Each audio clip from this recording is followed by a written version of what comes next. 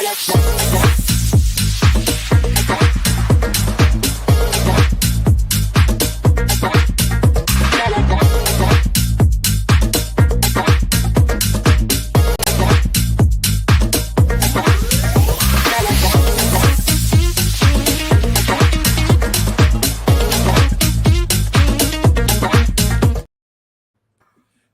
hello, hello. Here we are, another episode of Geeking Out.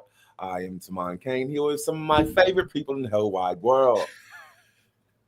To my stage right, Lucio. That's me. I'm Lucio at Lucio Man or at LucioMan79 on a bunch of stuff. And here, the mistress of the evening below. Hey everyone, I'm Ricky Z. You can find me at Ricky Z _ social. And tonight, we are here to talk about a phenomenon, a spectacle, something that should be protected and unharmed. Sinners. Yes. Well, just came out this weekend. This weekend, it officially came out. We've all been waiting for it. And we got it. And I just want to just jump into this promotional period for this thing. You know, when the screeners came out, I don't think any of us got one, but when the screeners came out, all the reviews said the same thing. 10 out of 10. It's amazing. It's so good. Rotten Tomatoes gave it a 10. I mean, just all the things. So we're like, okay, sure. But after watching it, there are no lies. Certified fresh, according to Rotten Tomatoes. Yeah, there were no lies told in what we got to experience, because it wasn't just a movie. It was an experience. Yes. And it did a cool way of being inclusive and true, and the word that we all hate, unwokey. Just a great story about great characters. And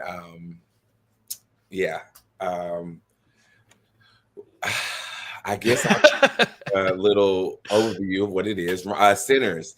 It stars Michael B. Jordan. You seem so flush about it. This is how I've been talking about this. Like, I can't talk about it because it's so good, and it's just like, it's so special. And like, the only thing I've tweeted was like, I laughed, I cried, I screamed. It just had all the components of such a great movie, of a classic that we deserved. And in a world of unoriginal ass shit where Clueless is getting a TV show starring Alicia Silverstone, we get something beautiful like Sinners, which was directed and written by Ryan Coogler, produced by Zinzi Coogler, and of course Ryan Coogler himself. It starred Michael B. Jordan, Haley Steinfeld, Miles Canton, Jack O'Connell, Wumni Mosaku, Jaime Lawson, Omar Miller, Buddy Guy, Delroy, hey Delroy, Linda, and Lee Jun Lee. Okay, you may not know a lot of these people just in general. I recognize a ton of them from tons of stuff. It was beautiful to see. Yeah. This combination, this in an underogatory way, gumbo of actors that we've seen sprinkled throughout small projects, old, young, all the things. And they came together to create this masterful project. And it was sort of seamless. Not sort of, it was seamless. It was easy. It was believable. Shout out to all the females in this. You were just right. Every last female, woman in this was absolutely gorgeous. Performance was crazy. Haley, I've never seen you like this before.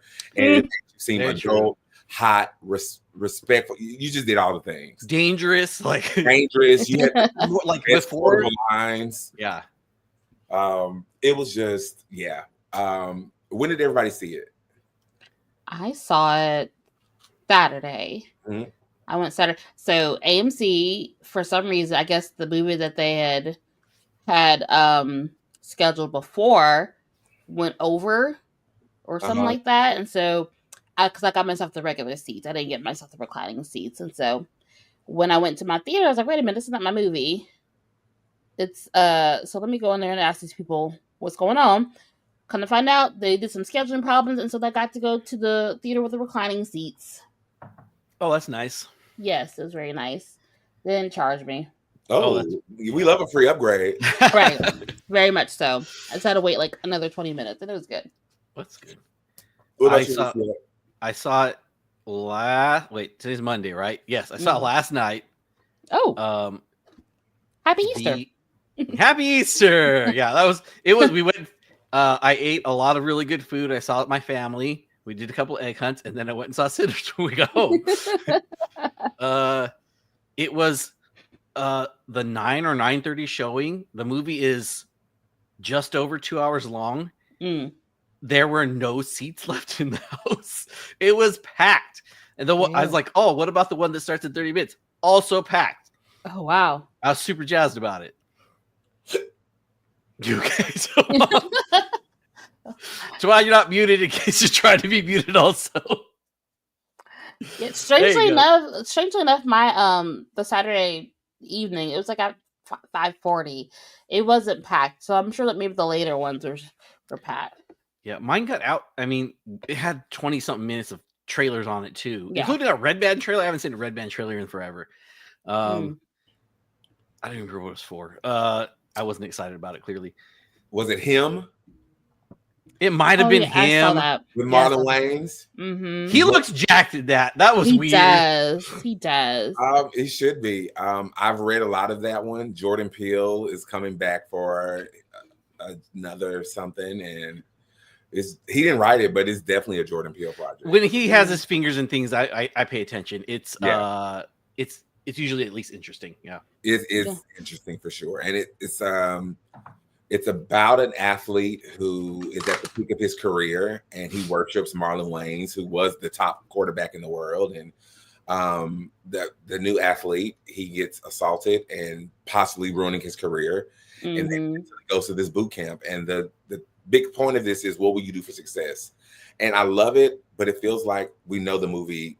The first 20 minutes was what this is about. We get it. He's going to be pushed. He's going to decide. It's morality. We know. I just don't want it to be that and not layered more. However, but anyway, I'm going to go see it. And how many times did you see Sinners?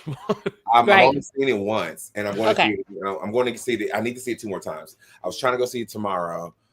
Hopefully, I can. I'm definitely going to see it Sunday for sure. I'm going to see it as much as people want to see it. I'm going to buy the steel book. I'm going to buy the digital. Yeah, all the things are happening for this. It's very much one of those things where I'm like, I do need to watch this again with like a different mindset. Yeah. Because there's a lot of things that it's just same things when you read a book. Like, oh, I'm reading a book for enjoyment. I'm reading a book to learn how to do this thing this person does. Like, oh, how does this person write dialogue? How does this person do? Like, it's the same thing. There's a lot of very clever stuff that happens in this movie. Oh my gosh! Almost want to go and watch it and take some notes. I honestly was expecting Tamad to come in here with, I saw it 3 times. I got a notepad. I just haven't had a chance to, due to some reasons, but that is definitely would have been the goal. I saw that in our chat that there was multiple people that wanted to. All of you guys wanted to see it again. Oh my god! Because after the movie, I've just been speechless. It's just. And I hope I don't go back and pick it apart.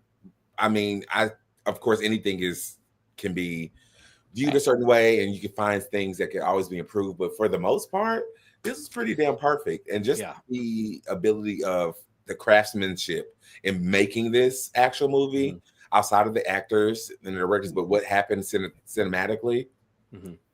They don't do it anymore, and it makes you want to be a filmmaker, and it makes you want to be involved again, and it makes you want to write. It makes you want to do all the things. Yeah, it was great. It was a lot. It was great. Yeah. So the movie is about twin brothers, Smoke and Stack, or like this. Great names, great names right off the bat. Smoke and Stack. Smoke is played by Michael B. Jordan, and his name is also Elijah, and Stack is also played by Michael. His name is Elias, and they are the bad boys of Mississippi Delta. They moved to Chicago, and they are back home with all the coin, and they are hell-bent on creating this juke joint to feed the community both food, music, and a good time. And the night starts off with them doing that. But before we even get to that night, we get to see some great character development for these people. And I tapped my friend. I was like, this is some great ass character development. It's gonna hurt later on. It's definitely gonna. Yeah.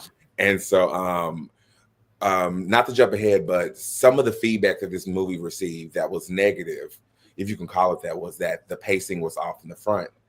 And it felt like it took us too long to get to what we knew we were going to get. And I told Ricky this. I was like, I would sacrifice fucking popcorn, explosives, and fight scenes for a little while just to get this character developed. Because what they did with the twins, the ability to separate them, which was harder for me at first until you gave them different love interests. I was like, perfect, thank you. Yeah. It was the hats at first. I was off put a little bit when the first scene when they're in the empty mill, when they're buying the mill. Yeah. Because they kind of play the same way almost, but like right after that scene, you're like, oh, I can see one of them is like the workhorse and one of them is the idea person. Yeah. One has more compassion and love for the people and just love in general. And one is all about, if you do wrong, you dead. If you don't need my money, you're dead. You know, all those kinds of things, which is great. Yeah. All that's great. I think the flip side is that building for those characters made the result more impactful. Like the connections that you clearly see with certain characters. Like you have to have those moments prior to the big event towards the end for any of that stuff to make a difference. Oh, really quick, should we just say that we're going to spoil the crap out of this? Because I don't think we said that yet. Yeah. I mean, I had the spoiler button ready. Spoiler. It just crossed my mind right now. We're going to spoil this a lot. Yeah, if you don't want spoilers, I advise you to go ahead and leave. Yeah. And we're going to give you 3, 2, 1. Okay. Peace. It's worth not being spoiled. It's worth not being spoiled. Yeah, honestly, it's worth not being spoiled. Yeah.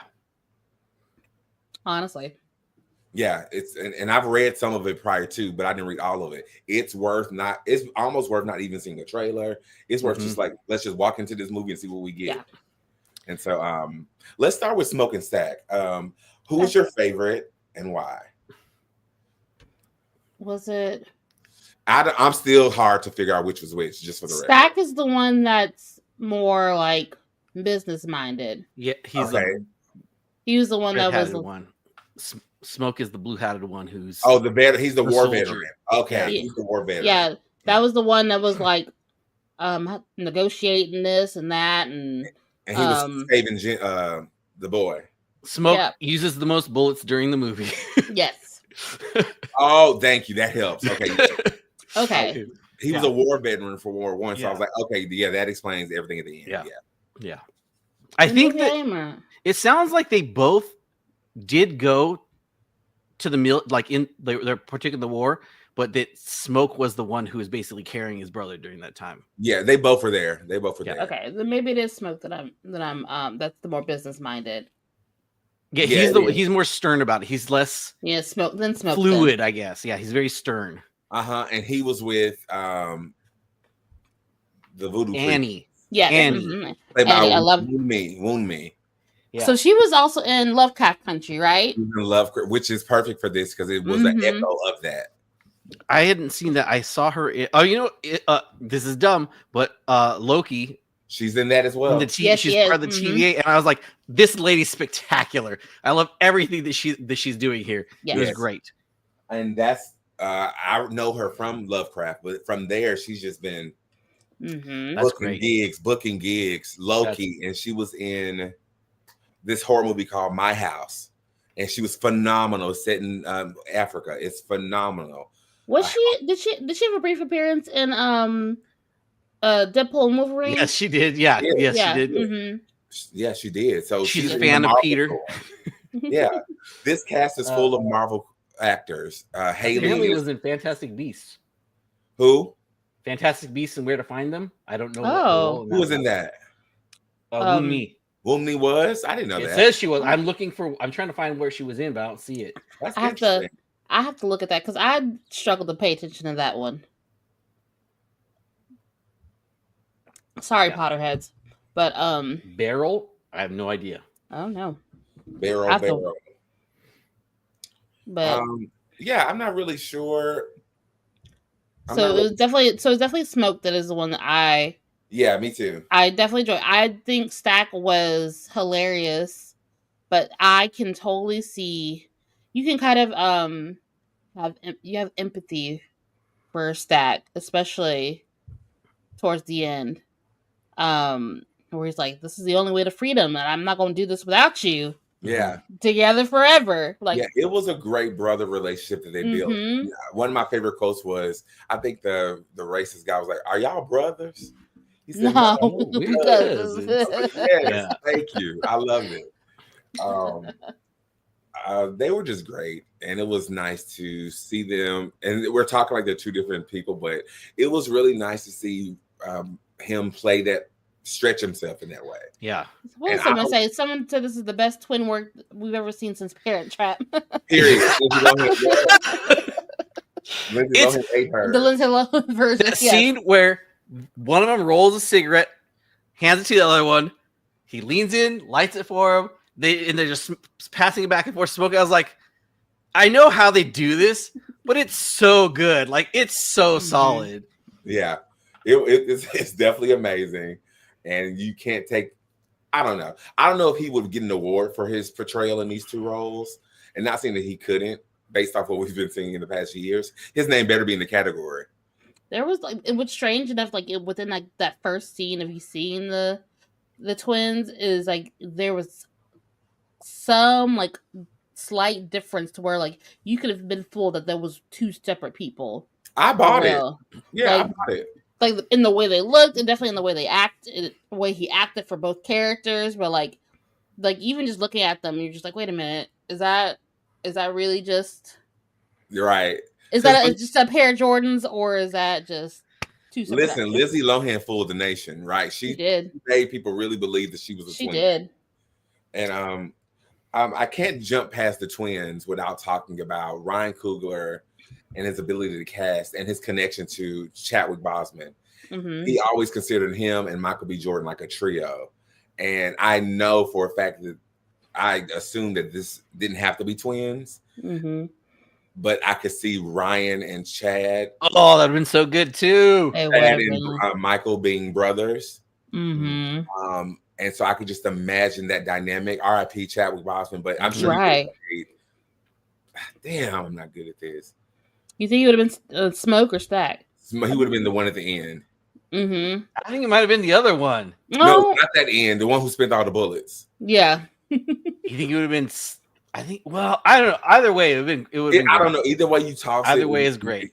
Either way you tossed it, exactly, Bobby. The cast was just amazing, and it's been so long since I've seen an ensemble that I'm just like, dude, I don't have a favorite character because everybody walked in here, understood the assignment, play the role, and for the role, and it's just the power of being with Ryan Coogler and having a good director, good writing, and a good team. Mm-hmm. Me too, Tamon. I was thinking Chadwick would absolutely. Jonathan Majors is a new part of that group, and I'm sure he'll be a part of this franchise in the future. Congratulations for him. Mm-hmm. Yeah, and so, but anyway, I just think that it speaks volumes to what you create and the environment you create.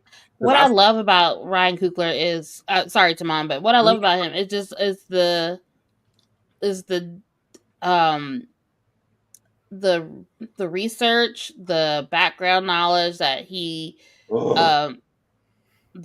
puts forth. Like things are very intentional with his work, even with we know how people feel about superhero movies, but even with Black Panther, lots of things were very intentional with his work. Creed, Fruitville Station, it's just the vibe he infuses into his work, and it's undeniable. Protect this man at all costs, and I mean this. Protect him. And that's what I looked like. I was watching because while I was looking at waiting for the post credit scenes, like I was looking at some of the credits, and like they had like actual people over like assistants for these particular groups of people that they were representing. Yeah, absolutely. Like they clearly listed like this person, Choctaw, African American, all We need this. somebody who go help us make sure this stays authentic. Right. The cast Yes. on the team. Yes. Exactly. Yes. Can we just also talk about the amount of lore and mythos we receive? Oh my goodness. In minutes. Yeah. I'm like, Yes. thank you. That's what we need to know. We know the main character is a soothsayer or whatever they want to call him, and he has the power to create music and transcend time. And I cannot wait till we get to that moment. Oh my goodness. That movement, that moment right there is years. I'm like, I haven't experienced nothing like this in the movie in a long time. But before we get there, we got the twins. Meet the twins. They're in here. They're doing their thing.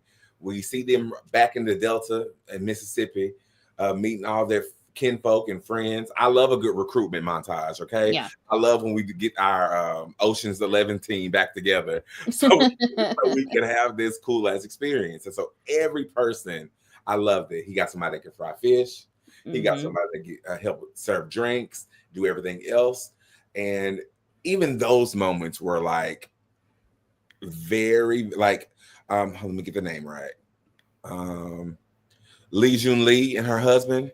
Yeah, there's every single person they run to. There's history. Like you can tell right away. Like they walk into town. Oh, do you know who the Smokestack Brothers are? And like right away, the girl's like, "Yeah, I'm Smoke," and she's like, "Oh no, I'm about to die." I'm down, baby girl. Yeah. He's like the people that recruited, they have history. It's like we grew up together. Yeah. And so imagine going to your hometown and getting your old high school friends that you know can execute whatever we're trying to do together. Yeah.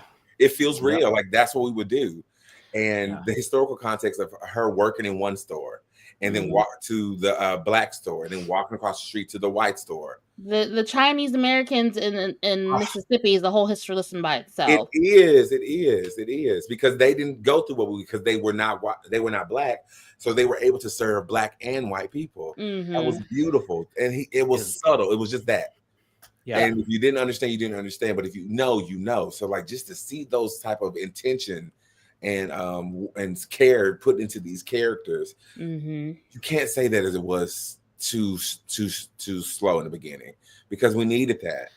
No. And in the time period too, like you have to have that context. And even when like we're seeing some of the responses to people's reactions to certain castings, it's like some of y'all don't have any historical context, so maybe y'all need to open up a book or something, watch a documentary, something. Yeah. You thought we were gonna have a movie where we seeing slaves being whipped? They're not even slaves; they're free. Yeah, they're sharecroppers.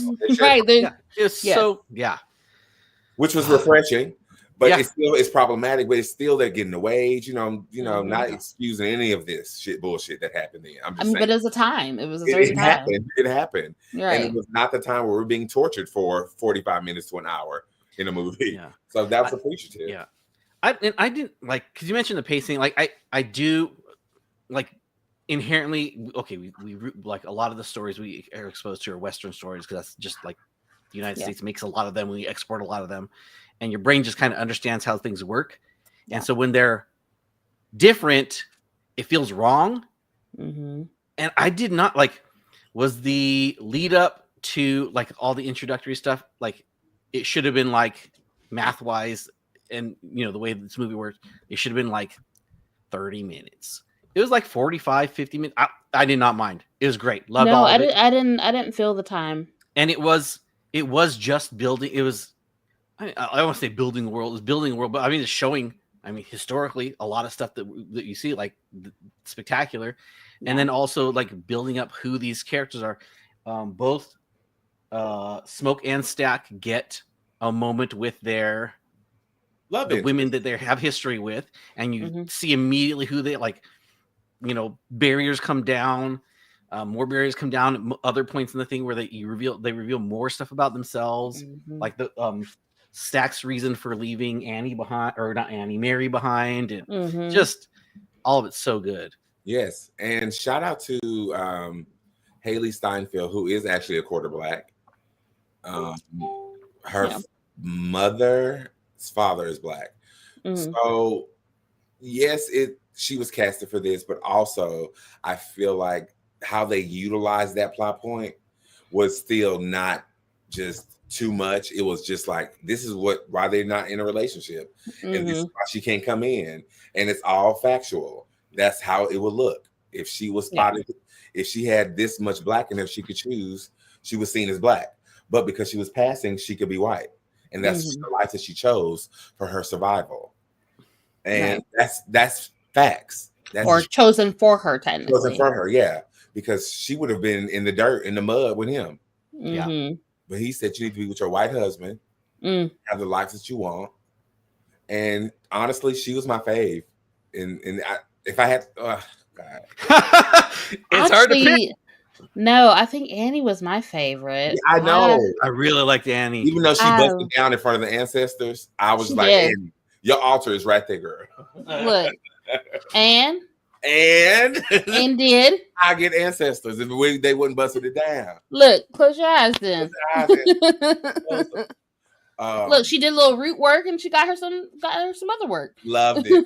Loved all of it. Do your I love that for her. Get your work done. Do your root work, okay? Right. And I like how normally I wouldn't like this, but I liked how they showed the aspect of hoodoo and voodoo in a way that is authentic and not commercialized, where they have like superpowers, where they're actually doing root work, the working of things, and not just like throwing you a good, what we get to see in our favorite shows. Right. But also like the background, the knowledge that she had was lovely. Just like, and it's like, it wasn't like she knew everything, but it was just like, there's things that y'all don't understand that I'm just a little bit more privy to. I'm gonna give you what I know. We're gonna make it through somehow. I eat cornbread. Clocked him real bad. Yeah. Like not at all. She ran out. You shot her how many times? Heard. You can't come in. You've been here in and out all night. Heard. You're staying outside, friend. Yeah. You're staying outside. Why didn't you've been in and out this whole time? Why didn't you invite to come back in? Because it was so hammy. Like that character's, oh no, I'm just we're polite. That's how we do. Yeah. And she didn't like none of it. She thought he was a hate, I think, at first. Yes, I gotta look that up. Which I've been trying to. I know that I've read about this before, but I cannot remember the spelling of it for the life of me. And because of that, I'm having difficulty finding anything. Yeah, I've heard it before, and I think I've even heard it in other projects before too. Yeah. Which I was like, oh, that's really exciting to me. Like, okay, is it like there's like there's a million cultures that have a million different versions of vampires. Yeah. And demons. Oh, yeah. It was really interesting. I thought, and then she susses out. Yeah. So what I've gathered, and this is darn it, Google and your AI overview, but it's a Southern American, particularly Gullah Geechee term for a restless or evil spirit, often associated with folklore and superstition. How do you spell that? Haint. Haint. Okay. So like they also say it's a variant of the word haunt. Thank you. Oh my god! I was like, I know it's not spelled the way it's sounding to be. Yeah. And they explained that perfectly to us in this movie. She quickly went over what this could be. And I like the idea of the devil not meaning Lucifer, but meaning devils. Yeah. Like devilment. And evil spirits. And that's what Sammy was saying. We're like, you're the devil. Yeah. You're a devil. So those things. So I like how they do subtle things that world build, lore, mythos.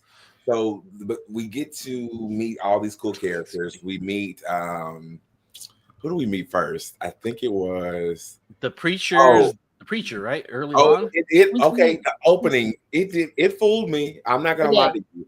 It fooled me. I thought it wasn't over, but it was so impactful. We see Sammy running into the church, holding his broken guitar, and his father, who is weirdly not shocked that his boy looks beaten and have a bloody guitar. I guess not. Big old slash on his face. Yeah. I guess in those times he just like come to Jesus. He didn't have no idea of what he dealt with the night before. And it starts us off with the dilemma of this, which is follow your heart and be tempted by the world, or hide your light and stay in this one place.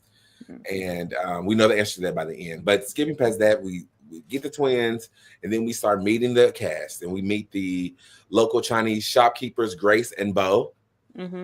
Love me some Bo. Mhm. Grace was hilarious. Love Oh, her. she's amazing. Their She- daughter's side eye. oh yeah, she was everything until she pissed the whole movie theater off. But we'll get to that.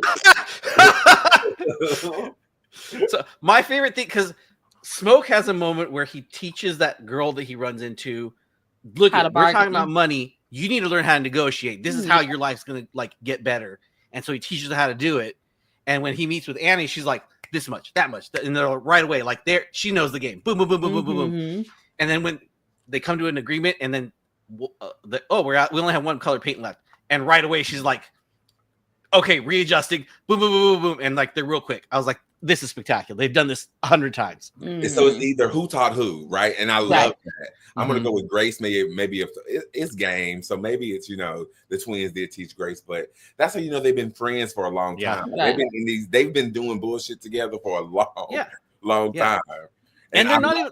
There's no animosity in like the negotiation is cutthroat, but there's no animosity in it. And when they're done, they're like, that's our terms. We're good. And what's crazy is that like they kind of like fall back into, I'm assuming, old ways, because it was like a 7-year time span between the last time they were in town and then they come back, because they were in Chicago for about 7 years. And because the dad because when they called it what's the daughter, I can't remember what her name is, calls Lisa? The dad like dad, get his attention from the back room. He comes out and has like about a 2-second mannerism where he's like, I'm the person in charge of the store, and then he sees who it is. He's like, oh, like manners completely changes. Like, oh, this is the old school chum. This is the guy that I grew up with. Yeah, it was really, really good. That great. I'm glad you caught that, because it was like normal business until he saw his best. He's like, who the F is calling me? I'm working. Oh, Either we're about to get into some mess, or we're about to make some money. Either one, we're about to do both of them. Either way. Yeah. And so then from there we get to go meet. We get to meet the famous Stack's ex-girlfriend Mary. Oh no! Before that, we met Cornbread introduction, which was excellent. Slim, we saw Slim first. Yes, yeah. Oh, that's right. Did we? Yeah, we saw Delta Slim was first. Singing, yes. They recruited him first, Delta Slim and singer Perline. That's the first two people we saw. And Perline, I thought that was Kiki Lane for the longest. She was real high. I was like, you got a husband, babes. Don't care. No. She's here for a good time, not a long time. Okay, she saw that little Sammy boy and was like, hey. So we got Delta Slim, who is played by Delroy Lindo, OG in this thing. And I think he was in Blackula, actually. Let me see. Are you serious? Oh, my goodness. Oh, why am I looking? Okay, it needs to be up here. Delroy Lindo. Oh my goodness. I already know his. He's gonna be in like every single. Oh, he wasn't in Blackula. Sorry. Okay. No. However, he was around that time doing black exploitation. Right. So he understands what we're talking about. Okay. And he has to see him still kicking and fiery. He ate this role, and I have questions about his last moments, but we don't have to talk about that yet. Okay. But he was absolutely phenomenal, hilarious, and reminds me of one of my uncles. He just reminds me of blackness in this movie. Yeah. And I love that for him. So we got those two. But also in this moment, we got to meet the wonderful, beautiful Annie. No. Mary. Mary's by Haley Steinfeld. You may know her from Pitch Perfect. You know her now from Marvel as being someone with the arrow. I can't think of her name, but Hawkeye. Yeah, one of those things. I don't remember her character's name. However, she has a bow and arrow, and she's going to be the leader of the new Avengers. Well, the champions. So congrats for her for securing a bag. Yeah. Wasn't she also the voice of Gwen Stacy? Yes, and Into the Spider-Verse. Yeah, there we go. That's the one. Thank you. Oh. I'm going to say she don't need no coin, but she makes good project selections. I'll say that. That's it. Yeah. Honestly, that's yes. My favorite line from her, and if kids are watching, I'm so sorry, but she told Stack that you can steal. Oh wait, you can rob all these trains, but you can't steal this pussy. And I was like, Haley. I was with Stefan. And every time Haley had a line, we was like, oh, Haley. Oh, right.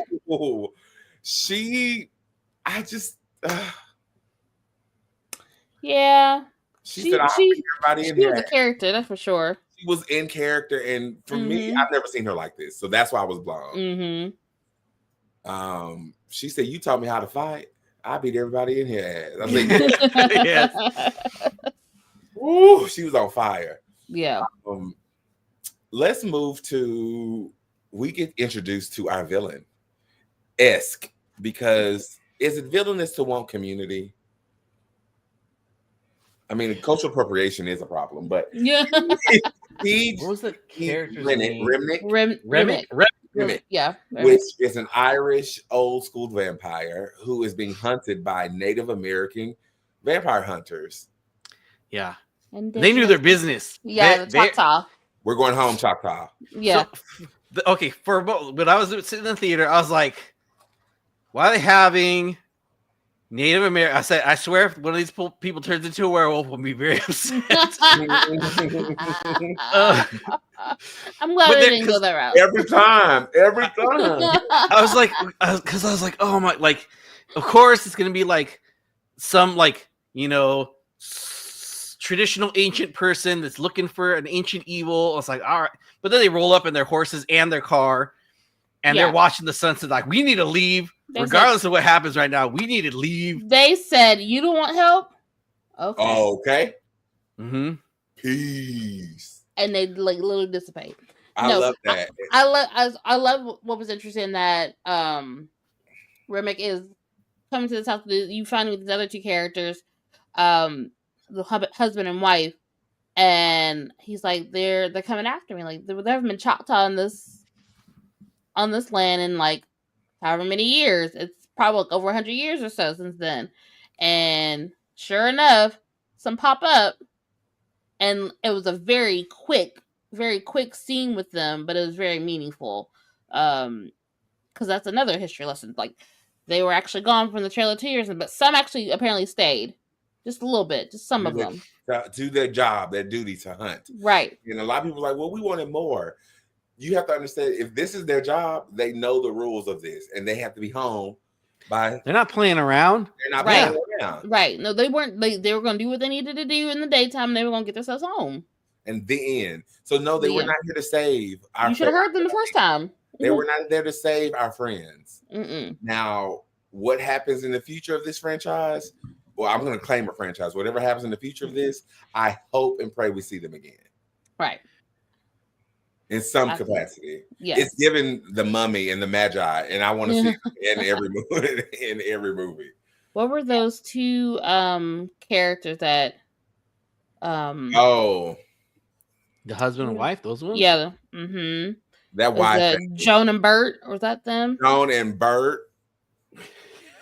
Bert didn't have nothing to do with nothing. However, Joan was the one who let Remick in the house, yes. In the house, which I like, again, giving us the lore, how this world works. Mm-hmm. It doesn't have to be the owner. From my understanding, it always is the owner, but whoever's inside gets to say who can come inside. Right. That's a scary, scary rule. Yes. You have this little girl like Bo and Grace. They were worried about that she was over her daughter, which is why she made the worst mistake of the night. So she can like, fuck it. Let's do this now because you're not going to my child. Right. Yeah. And she would open the door for her papa. Yeah. She pushes it. Yeah. So I do. Okay. I mean, there's a billion different like versions of vampires, and you kind of pick and choose which lore goes with what project you're working on. Right. And I did really like their version of how they gain access to the houses, because Remick shows up and he's like first up you see him, he's like burning because he's in the sun. He's literally coming out of the sky. Yeah. And I forgot about that. And he's like at the door just trying to like silver tongue his way in, and like I think it's eventually like the money that does it for him, right? It's like, oh, I got a little bit of like gold coins or whatever he had, and kind of like that's how he ends up doing it. But you can see him like, I'm gonna try this tack, I'm gonna try this tack, I'm gonna try this thing, and it's eventually comes down to like, oh, I have money. Let's right. How about I just pay you to let me in? Oh, yeah. The what was I gonna say? So with the Choctaw coming in, and they're peeping some things inside the house of Joan and Bert. Clans. Like, oh, yeah. So like, oh, okay. And you want to help? Perfect. Good. Bye. Actually, that's wonderful. We know he's here. You know, that's fine. That's fine. And good luck. And but I wish you an ounce of luck. Yeah, he's maybe. Like, what did he say? His words were something like, I hope for your sake that you haven't invited him. You don't invite him in, or something like that. Sounds like, child, get off your brown ass off my lawn. Right. If I shoot you where you stand, you and your friends. And he yelled it, the sun's going down. And what did they do? They hit it. We gotta go. They got out. Joan had an amazing scream when she walked into his bedroom and saw her husband bleeding out. He was resting. He was resting. And he woke up, and they both had makeovers. And then the next time we saw them, they looked brand new. Right. So now we sort of got the ball rolling that, oh, this actually is some shit going on. So we met all the players: Annie, Mary, Bo, Grace, Elijah, Smoking Stack, and Cornbread, and what's his name? Slim. Delta Slim. We got everybody's in place. And when they were describing what was happening and Annie was supposed to be frying fish, I was like, this sounds like where we're supposed to be at. Right. And it feels like places that we've created in our own, houses and places, community like this. Like FYI, but like a close friend of mine died, 2 of them in this past 2 weeks. So I've been at funerals, but we've been having kickbacks, and that's what's been going on.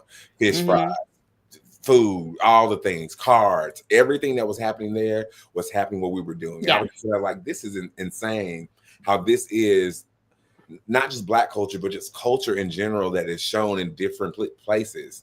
And I was just like, this is what we do. This is how we show love. This is how we show community. And it was just nice to see that. Random question. Yeah. Smoke asks for, I think, 100 pounds of catfish. Yes, God. Which they just had. I was like, that's a lot of catfish. I mean, if it's it looks like catfish fillets or nuggets. It didn't like no huge catfish to me. And 100 pounds, it sounds like a lot, but if you got the right party going on. Right, and they had a party for sure. Yeah. I just, and it looked delicious. It does say something though that he's like, "Oh, you want 100 pounds? Yeah, no problem. We got it." Easy. Like, yeah, that's a Tuesday. You know it was fresh too. You know it was fresh. Yeah, well, it'd have to be. Yeah. Are y'all gonna pick y'all up a catfish sandwich at the juke joint? Right. With my wooden nickel. That sounded so good though. That catfish when they had it in the fryer. Oh my God! Right, love catfish, man. Oh yeah, the sizzle. We deserve. Okay, actually, Wednesday everybody bring a catfish plate. But I just love the whole community. And when Sammy got his moment to sing, we're going to the special place now, and we saw his gift activate. Yes. No different special effects besides the one we needed, where the building was engulfed in flames around them, and it came down to just them. But even before then, the mix of the different time periods, not just Black culture.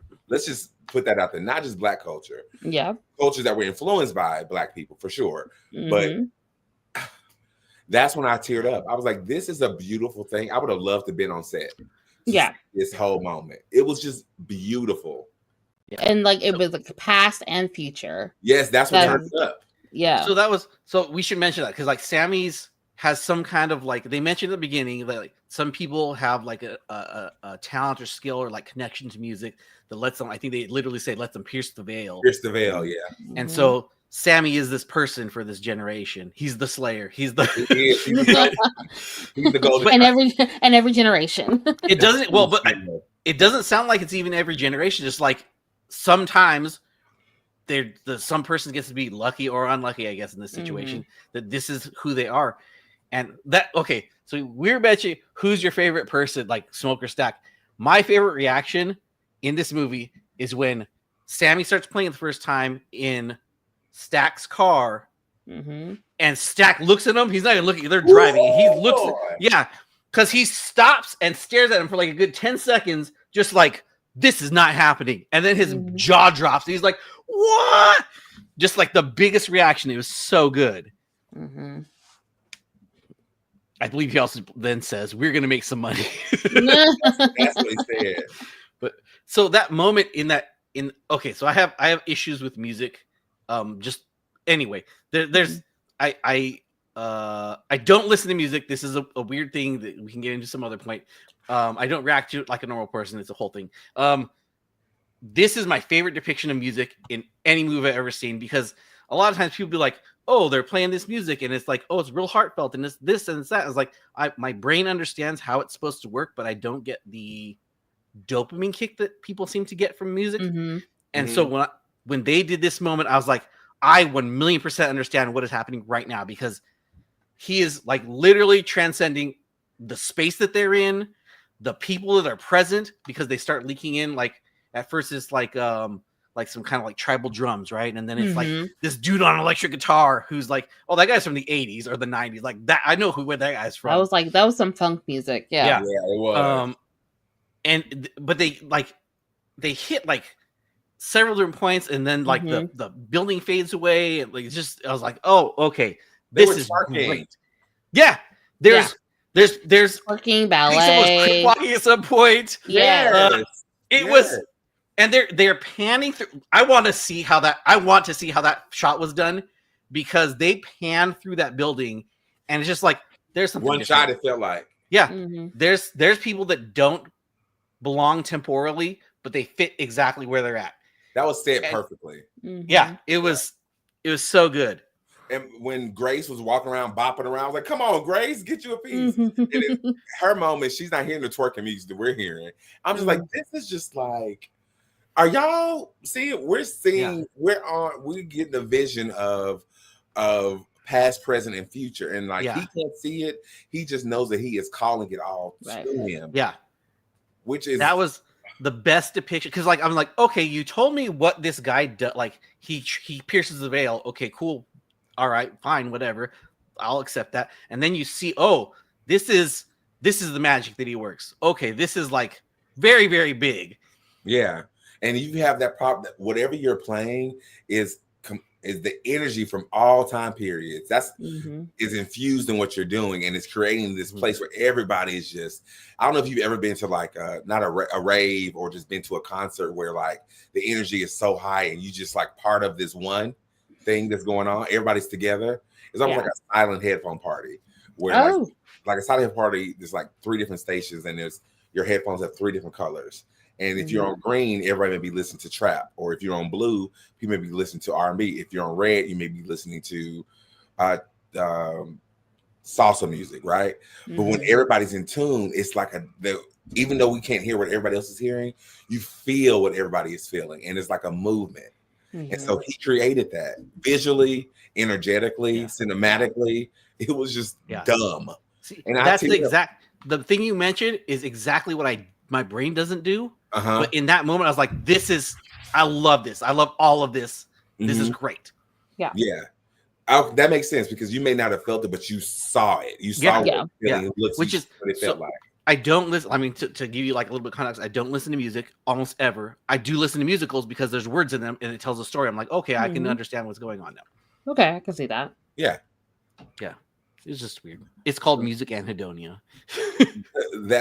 It was just transcended. It was spectacular. It was. That's when I teared up in the movie. By far, that scene is going to be replayed at like award shows. It's great. It was great. You can't win based off of that. Like, who's done that? No one has done that. No one has invoked emotion and feeling and energy in the scene in that moment like what Ryan Coogler just did. Mm-hmm. I'm trying to, because like they pan from like him across to like people on drums. They whip back and there's a guy On on the turntables. Yeah. Yeah. They went to the kitchen and the girls were twerking in the kitchen. Mm-hmm. God, it was so much. It was so good.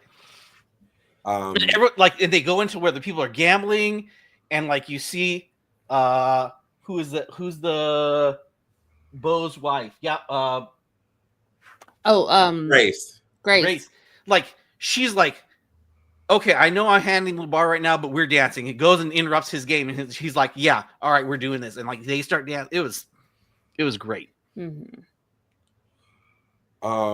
And doesn't it immediately cut away, like, because the building disappears and it's just people existing in this space all together. Yes. And then it cuts away to Remick. Yeah. Perfect. Right? Watching, I was like, perfect. Oh, this is bad. Mm-hmm. It was perfect. And you can feel like him salivating. Right. Yeah. And literally sometimes too. Which is a different mythos we'll talk about that, but that moment you felt like he was hungry, and now we're so this is one of those things. This is the only complaint that I had about this movie is like Sammy is important. I think they could have hit it a little bit hard with Remick right here, being like, this is different. This is important. Like this is like we're hungry, but this is different. Yeah. So and what's really different from vampire media that I've seen is that in that moment, it's very clear that Remick is not trying to be in the space to create like chaos and carnage. He's not there to necessarily feed. Yeah, there's a higher purpose. Like he sees the bigger purpose for him to be there, and there's a bigger purpose for Sammy that he needs access to. So there's something bigger involved than just vampires coming in to feed and take over and then maybe turn a couple folks, but mainly just there to like get blood. No, there's something bigger there. And I can, to your point, Lucio, like I can see why if they had gotten into that, if we had more time to get into why it was really important, if we could have gotten a little bit more backstory. I don't want a whole bunch of backstory on Remick. Yeah. A couple sentences would do it probably. A couple sentences, a flashback would have been lovely, honestly. And like I don't need it. It's fine. But okay, yeah. But like, and because I'm sure we'll talk about this as far as like people wanting more of this in some way. Like if we do see more of Remick in a prequel or something like that, I would be okay with the flashback of just to kind of get a little bit more background on him. I don't need a lot because I want to still focus on everyone else and then incorporate some supernatural. Yeah. I think his conversations did it for me. Like when he was talking to Sammy about your religion and basically saying, I'm older than that. And it was basically used to imprison your people. And yet y'all still doing it. That is enough context of who he was as a character. He's like Killmonger. He's very, his motive is pure, but his means are the problem. Because all he wants to do, he's not racist either. He actually wants to build a community to take down the racists, the KKK. I think he uses fellowship more than one time. I think, and fellowship and community. That's all he wants because his was robbed from him, and he knows that if he brings Sammy over, he's going to be able to give him back access to his ancestors, which is powerful. Yeah, right. It's super scary. Yeah, right. And which I agree with more than what we see. Yeah, and Lucio, I agree with you more now. Sammy should have been like, give us the rings. We need that type of energy about Sammy. Give us the boy. Yeah. And we only got that line once. Give us Sammy. And we'll live. And it's the weakest of his like. Yeah. Yeah. We should mention the vampires in this seem to have like not a hive mind. Well, I guess kind of like a hive mind. I love that. They have that because they have their own personalities still, but they are connected to each other. Like I think like they literally say, oh, I can see his memories. And like once they have Bo, they all of a sudden can speak Chinese. Yeah. Like that is brilliant. I haven't seen that before in a vampire show. Yeah, I've seen hive minds like in the strain, Yeah. but this was different. This was like you guys are still independent or whatever, but we share collective knowledge, which makes it this pitch seems great. And it doesn't seem like it has a downside, honestly. Like but they do mention, because like I think one of the mentions like, yeah, I don't get to see the sun anymore, and they seem a little sad about it, but they're like, this is the trade-off, and it's maybe kind of better. It was so I a million years ago read this story called Nosferatu. No, called okay, so it is a vampire story. It's called The Mindworm by C.M. Kornbluth. It's an older. I had a collection, like I've had a bunch of different collections, like old horror, old fantasy, and this story was in there, and it was just I'll spoil it. Basically, there's the vampire shows up, but it's a series of like little snippets of things that happen throughout a day, and it's these people who are having their emotions elevated, and then they die. And what it is a vampire who like is basically showing up to like, oh, I'm inciting this person's, like, this lady is really interested in love stories, so I'm gonna get her all riled up and then consume her. Or this person's, I'm gonna get real angry and then consume him, because it's like different flavors of people. So it's like, and it's just another vampire. So it was like, this is the kind of thing like we know how vampires work, and it's very boring and vanilla to me. When you do something like this, like Sinners did, I was like, this is really cool and very, very scary. Yeah. Imagine someone breaking up your family reunion, but I do want to say that Ryan Coogler makes compelling antagonists. I won't call him a villain. Compelling antagonist, and for people who look like me during that time period, I could honestly see why someone would want to do this. That's compelling, and how fast he had community versus how the numbers shift. Like it was first, everyone on the inside was a lot of people, but then they left, but then the core group stayed, and then it's tons of fucking vampires. Yeah. And the river dancing and the song. Ooh. I'm just like, sing your stuff, Remnick. That felt very tribal too. It did. That was very spooky too, because they're all just out there like cavorting in a field, like right outside the door. Like, oh, like we just have time. We have time. It's okay. You guys can hide in that. You know what he's doing? He's pitching you like, this is what all I'm trying to do, friend. But it was spooky, because they do have moments where Haley, what's the character's name? Mary, and then also Stack are like very like feral swaying. Yeah. Because it made me wonder, like, a couple times where whenever Remick was singing the first time when we introduced to him with the trio, and then in that big moment where all of them are doing it was almost like that was it, what we call it, Gaelic, or very like an Irish tune? Yeah, Gaelic. Like, is there something in their music in his music that he's playing where it's like almost like compulsion or entrancement? Like, I was wondering like if that was going to happen, because that was very much almost very hypnotizing to listen to. Yeah, I felt like it had a place. I mean, I get it would give his music power, which deflates from Sammy. So that's probably why they didn't choose to have his music do some type of compulsion. Like when he was singing at the door, I was like, wait a minute, is he about to do some things going on here? Because Stack was very much entranced. Like, Stack, what are you talking about? Send these white people home. Right. Everybody knows this. Yeah. Because he was singing along too, real quick. Remick does have that moment at the end, like right at the end of the song, where he like kind of leans back and just absorbs. You can see that, and everyone's like kind of like patting on him and like celebrating.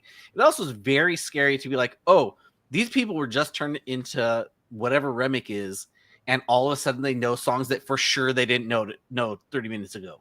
Which is dope. Right. Yeah, it was really cool. Yeah. So I guess we're at the point where the action gets ready to kick off. I mean, people have been snatched and killed and turned already. Mary at this point she has another one of my famous lines of this movie. It's right after she seduces Stack and gives him a little bit and then takes his life. And they figured out that her eyes change, and she says, "We're going to kill every last one of you." That's one of my favorite moments of her. And she hits it out of the building. So they have to repeat in some type of flight, jumping high thing, you know, because Remick, when he got, okay, this is something I will point out. I wanted Haley to have a chase scene. Like when Remick she came outside, I wanted her to have her moment with the gun and her struggle. And, you know, I want her to have her Haley Steinfeld. Honestly, I think, and part of the reason why I think I was able to really like for me at least enjoy it and not get too spooked was because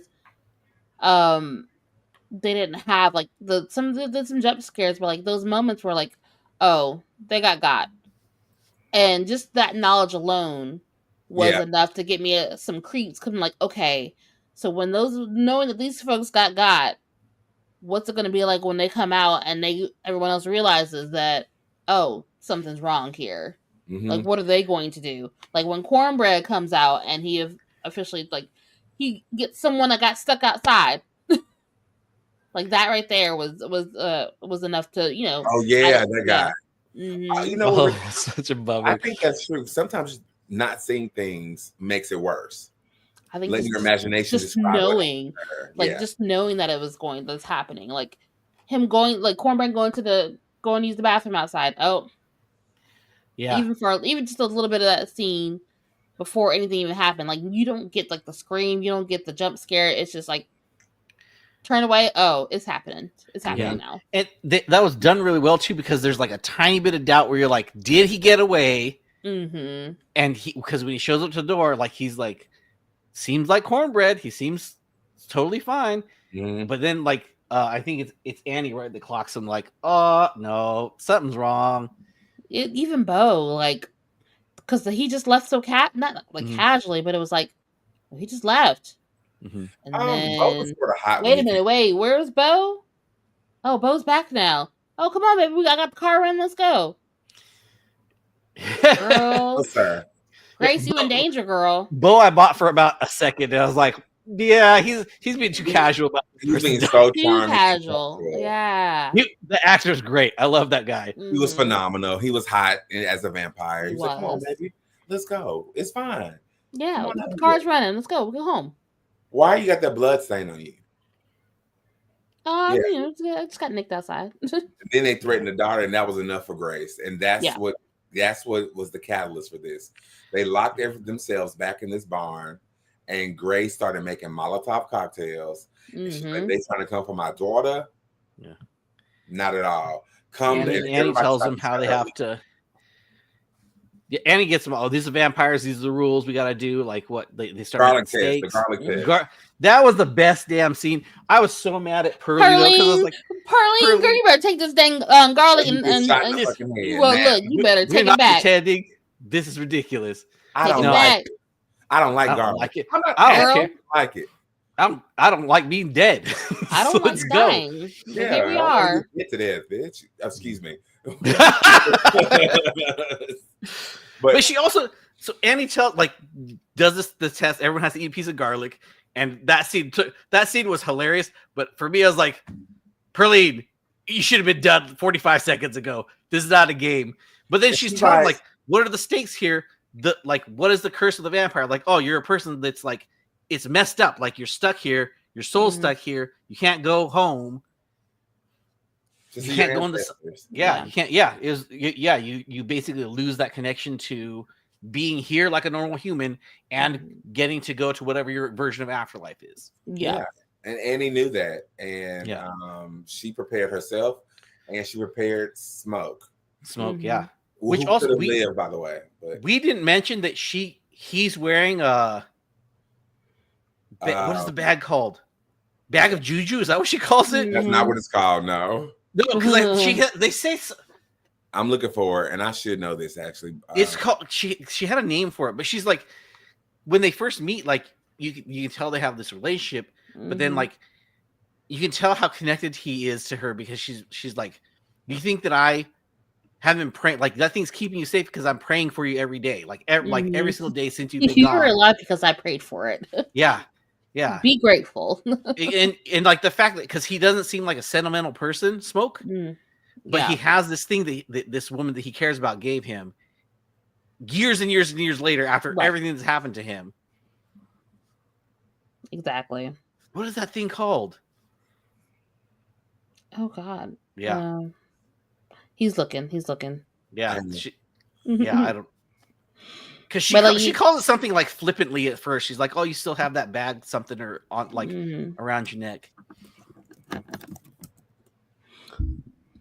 But yeah, Mojo bag or grease. Mojo, yeah, Mojo. I think Mojo. Mm-hmm.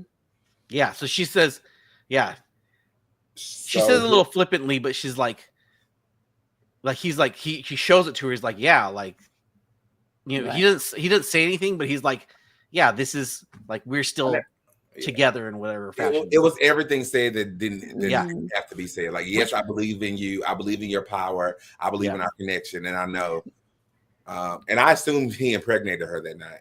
Yeah, so I think that the first thing he does when he shows up to the house is he puts the flowers down on the little stone there. And I was like, they did have a child together, but that's the baby. Yeah, that was the baby. And it's like it took me already waiting on the other side for both of them. Yeah. Because I didn't clock that until right at the end of the movie. I was like, oh. Because because they even talk about it too. He's like, so like if this stuff works, like why didn't it save the baby? Oh yeah, didn't it save the baby? Yeah. And because he mentioned it's like he like recognized, he says something along the lines of like, I'm not like almost like I'm not worthy of what this thing is doing for me. Why didn't it take care of this innocent child kind of thing? Yeah, for sure. But I love that. I loved her shop. I loved her connection to the ancestors, and her gifting was accurate and she used it. It wasn't like she was like, I don't know what I can do. No, she had answers. She had research. You knew she was knowledgeable.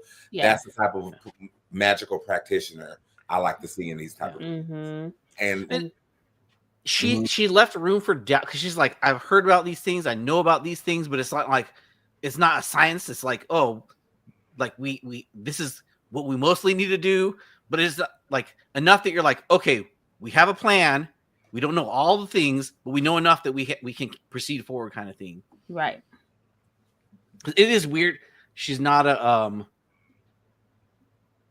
I don't like when it's like, oh, I've been doing research for 100,000 years and I know all the rules. Like, that's weird. Like, why would you know this much about vampires? There's no reason for you to know. But she knows enough because of who she is, that it's like, and where she is. Yeah. Right. Yeah. Yeah. I think it's definitely one of those like where she is, and you could probably be like, this is probably passed down to her. It's been passed down for absolutely. So it wasn't like. It's not. It wasn't ridiculous. It's passing down things, and it's that's cool. It's in every part of this because definitely that's what happened. And at the end, the nightclub's name, and then passing down. I will talk about that later, but I was. So there's a lot of things to just kind of gush about in this movie. It's too much, but. Also, I didn't mention this earlier. When you were mentioning her religion is handled very like respectfully. Yeah, it's not like, oh, this is like a weird whatever thing. It's just like, oh, this is how she approaches it. This is, whatever the bounds of it are. And her like she does a little prayer over the bag. It was very like it wasn't like it back up. Yeah, it wasn't like dramatic. It's just like, oh, this is like that's what I appreciated. Yeah. And normally I wouldn't, right? Normally I want the whole pizzazz, but this felt true. It felt like if we were watching an actual practitioner who's doing what they should be doing, we're not going to closed flying and things levitating. Yeah, it's not Dr. Facilier from Princess of the Frog. It's like honestly, like this is obviously a closed practice, so this is a little bit to kind of get you in the know and. Without being like ridiculous and disrespectful about it. Yeah, and I'm sure they have people designated on site to help them do that. Yeah. Most times they have people praying around, they have all those things. I believe that. To protect the spirit when they have like magical things, even on the craft, and that was a fake god that they were praying to. They still had someone on there blessing the sets and things like that. So I just know Ryan Coogler, he did all the things that were required to make this feel real and authentic, and it came across that way. Mm-hmm. There were two little girls that this is going way back, but in Annie's shop, what were the two girls asking? They were asking for something from Annie. It's like sugar and something else. Like it was like something and like a little bit of this thing here for their mama or something like that. Yeah, so it's like maybe like some kind of prayer or cure or something, but also like maybe it's also like a general store kind of thing almost, where she, like we have a couple sundries. But yeah, you remember back then they would for headaches, for menstrual cramps, for fertility. Annie is the woman they would go to for like those type of, I don't know if you ever seen Eve's Bayou, but it's the same type of medicine woman that they were calling back then, or witches, whatever you want to call it. But yeah, Annie was the one in her community, and I thought that was cool. Yeah, they psyched me out because I thought that she would live and have a baby, and that's how we will continue that smokestack bloodline. However, it was continued in a really cool way to how we can experience Stack again, Michael B. Jordan, and we'll get to that. But I was like, okay, that's not what I thought you were gonna do. I thought he was gonna have a descendant, and Michael B. Jordan will be playing him. We're not. And that, okay, so the movie action kicks off with Grace saying her famous line, "Come on in, motherfuckers." Yeah, that's when we get our Avenger sequence. It pans to Remick, just like standing alone in the field. What is that pose that he's like, kind of like looking wistfully off? I was like, and he just leans toward the camera and smiles, and he's like, he says something, but I was like, oh, this is like, she knows the rules. Like he knows what. Like this is not going to be. Like, they're ready for us. Like you bite my hand and you invite vampires in. I'm pissed at you. Might as well take you. I don't now think we got to fight for real. Okay, right? Was there a reaction in the theater when that happened? Yes. Was there? I was like, I was floored, but like the theater I was in, it was late. I don't think everyone like. I feel like no one clocked what had happened when she says that. It was like, oh hell no, we were all she ruined everyone's day. She did. Many people could have lived, but they all could have lived if they just waited. Yep. Right. I mean, I probably would have burned down the barn if I was them. If I was a vampire, I probably would have burned them out. But yeah. But she let them in, and here comes our adventure sequence, and I'm really proud of the fighting that went on. Survival kicked in. Annie got her a piece. Perlene got her a piece. Right. And then they became pieces that got snapped on.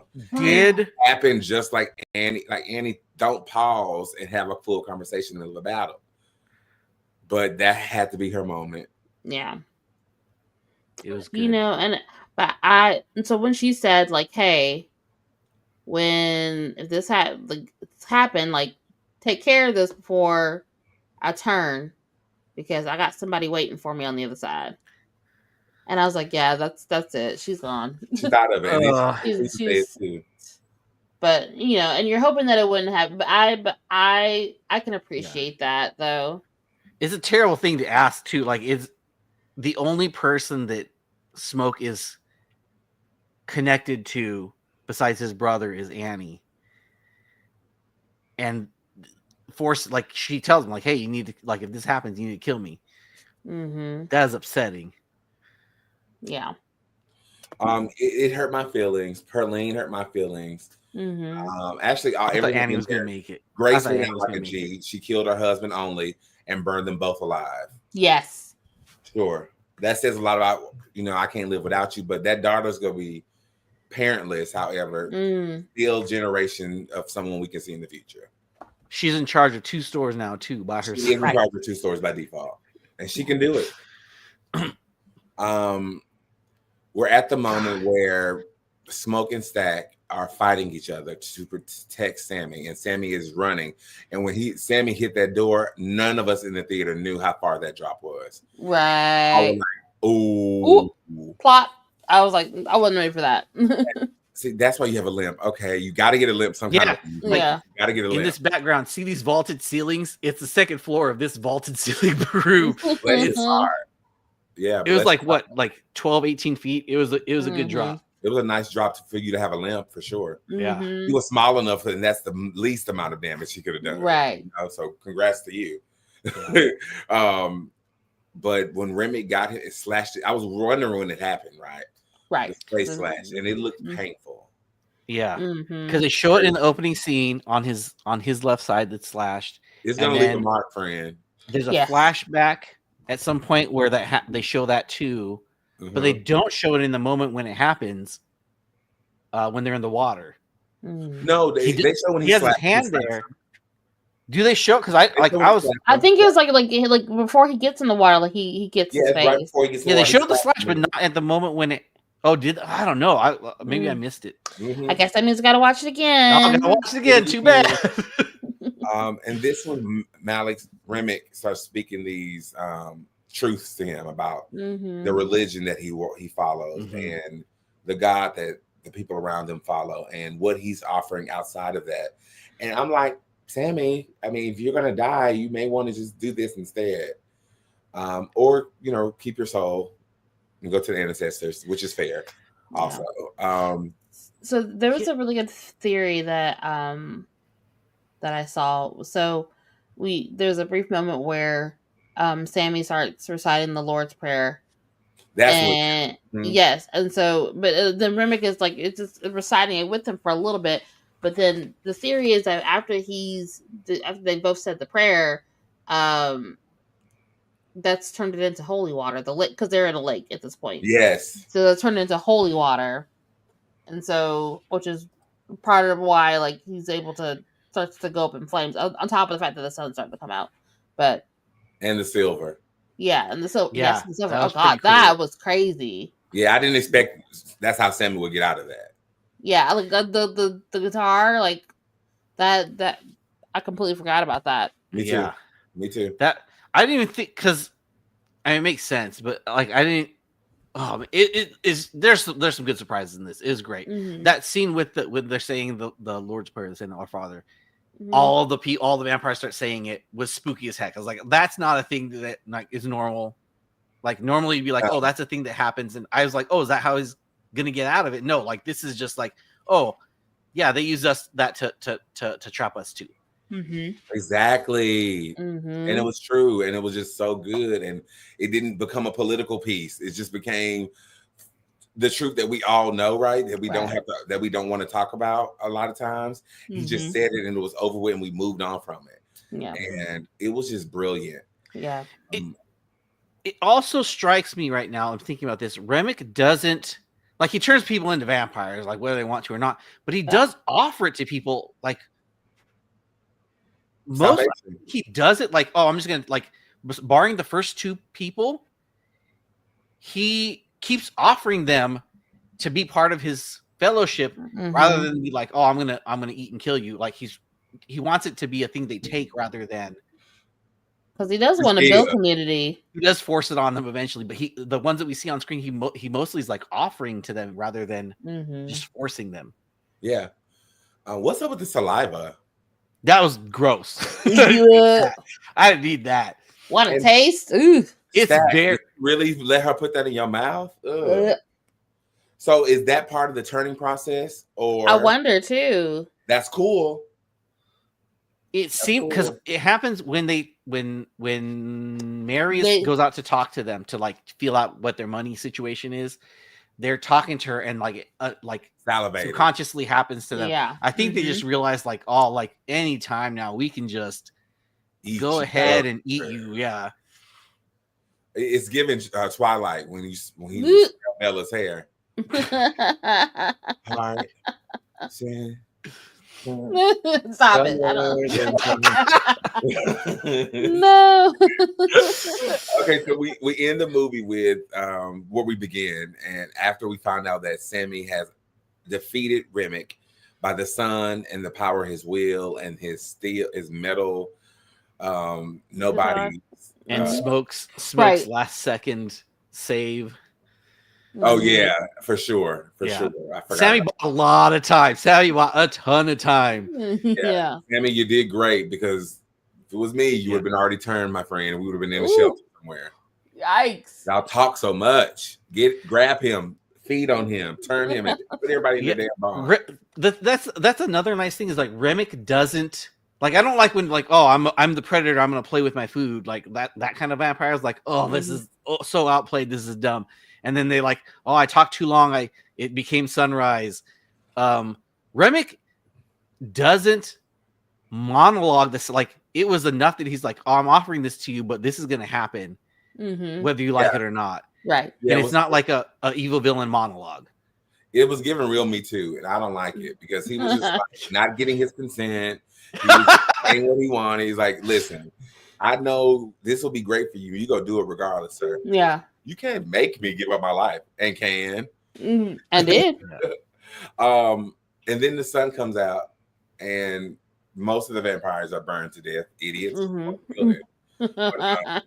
That happens really, really fast. Really fast. Yeah. Like Remick. So now we also have more lore and mythos. Mm-hmm. The older the vampire, maybe even the maker, but the older of the vampire can sustain sunlight a little bit longer, which we got in the beginning, and holy water a little longer. And he burns up differently. It's giving. There was a lot of things. So like the fact that like they would like at some point like there were parts where like if one of them were injured, he might feel some of that pain, but if he's injured, they feel some of that pain too. Yeah. And and like they would burn, but like he like ascended into the air. Yeah, he like in flames. Immolated.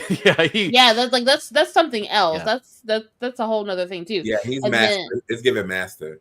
And then the idea that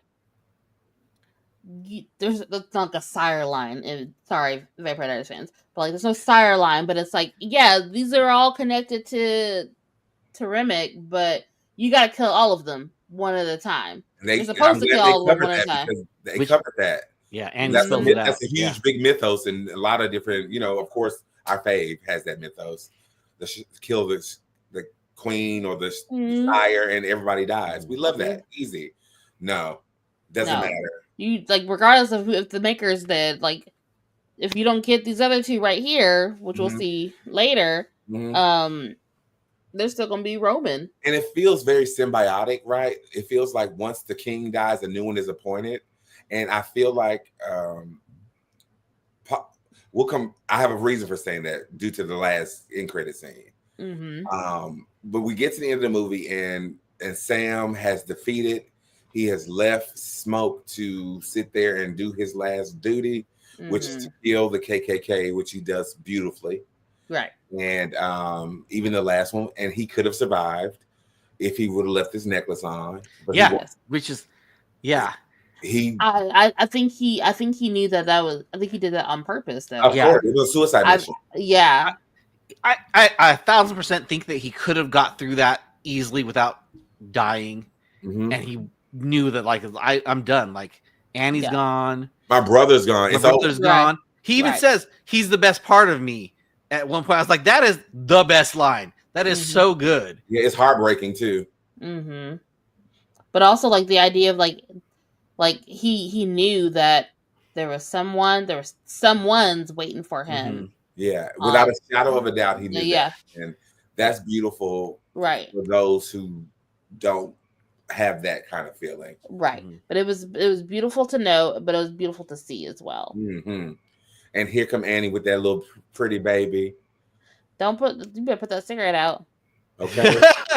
She's getting together in the afterlife, baby. Her line is so good because he murders the crap out of the KKK. There's one dude, he's like not lording it over, but he's like, this is the leader. He's gonna die. I'm gonna make it bad. But he's also Smoke is in the process of dying. And he says, put that cigarette out. I don't want any of that smoke getting on the baby. She always calls him his birth name rather than Smoke. So she's like, this persona that you are doesn't need to be on our baby. It's more than the cigarette. It's more than the cigarette. Yes. It was such a good line. I was like, damn, that was so good. Oh, thank you, Lucille. You're absolutely right. That was actually straight fire. So he goes down in a full Scarface moment and dies. And we jump to Sammy, and Sammy is at this same part, figuring out if he's going to leave the blues or stay in the church. And luckily, well, I don't know luckily, but he chooses to... He holds that thing to his chest. Oh my gosh, yeah. Chest, and apparently get it rebuilt and go live his life. Right. And we find out through cutscenes that he starts a juke joint named Perlene. Mm-hmm. The only I one. didn't even catch the name. Oh my goodness! Yeah, the name of it was called Perlene. The one Real quick, who the people sitting next to me left when he got in the car. I was like, Idiot. "What are you doing?" Right. There's so much of the story left. So much, and now what was the other cut?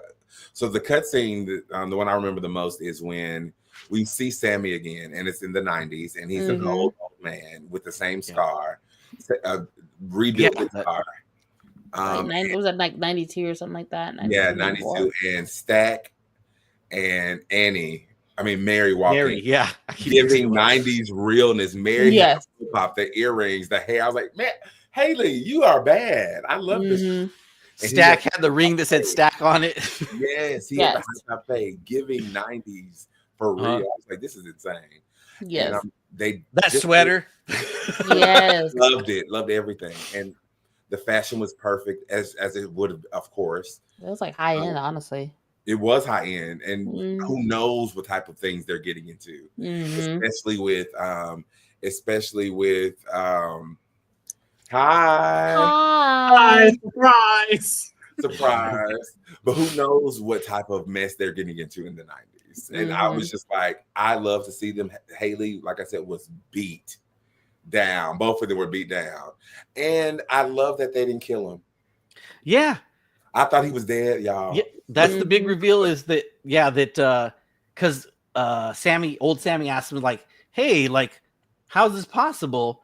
And Stack's like, turns out I'm the only person smoke couldn't kill. And they cut back to the moment where he's like smokes over him with the stake. And he's like, he just said, I need to make sure that you get to live your life. Speaking of that moment, did y'all see it? That was the first time I think we actually saw a little bit of actual magic. Was he almost killed him, but something stopped it. It wasn't like Stack because it's inverted at first because Stack is on top of smoke and he's like, and something's like pushes him back. So I don't know if that was Mojo. I thought it was that Mojo. Yeah, I was gonna say I thought it was that Mojo, or it was it looked like he Annie also was had working on the other side. Yeah, it also looked like he had like a silver piece around his neck too. I mean, there also is just the fact that I like Stack. I think recognizes like, yes, this is how we're together, but this is not okay. Like this is a bad deal.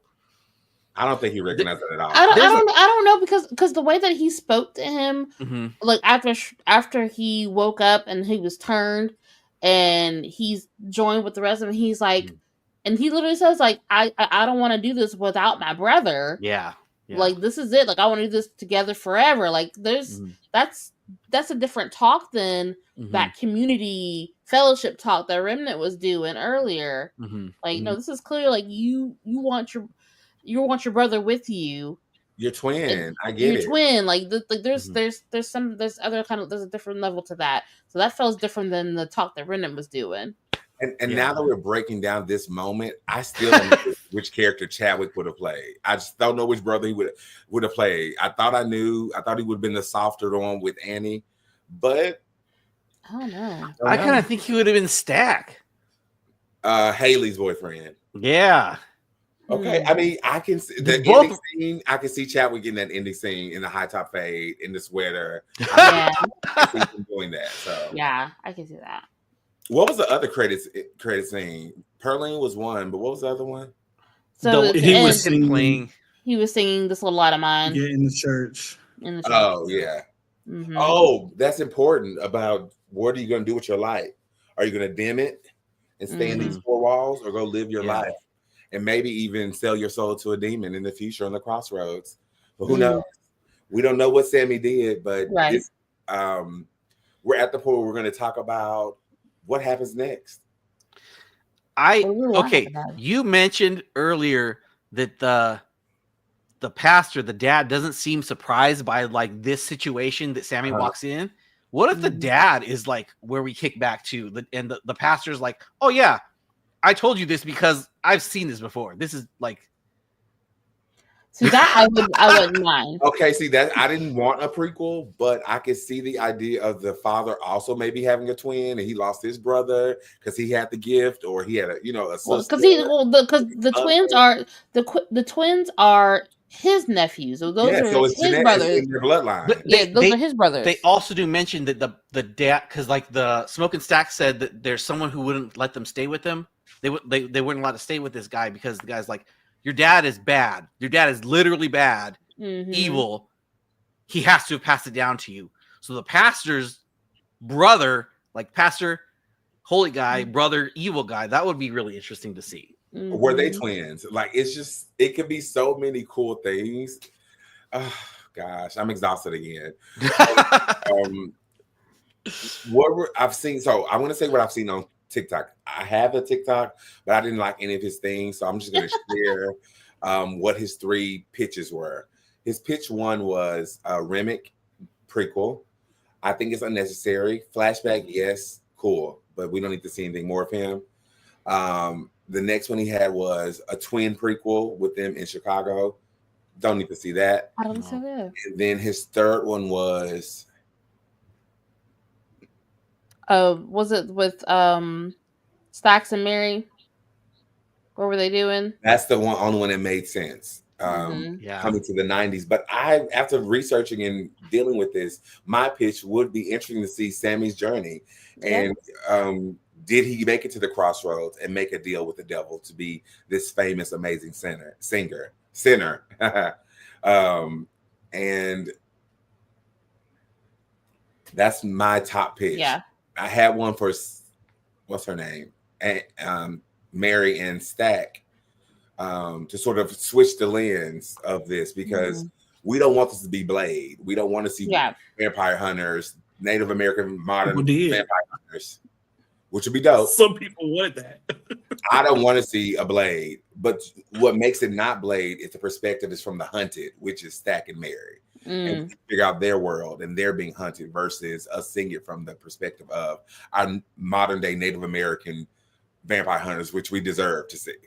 So the only reason I would want to see a prequel with Remnick is because I don't want it too far back. I would say, oh, you don't want his turn when he got turned. No. I would be like probably like a year or 2 up until the point where he's falling out of the sky and sinners right now.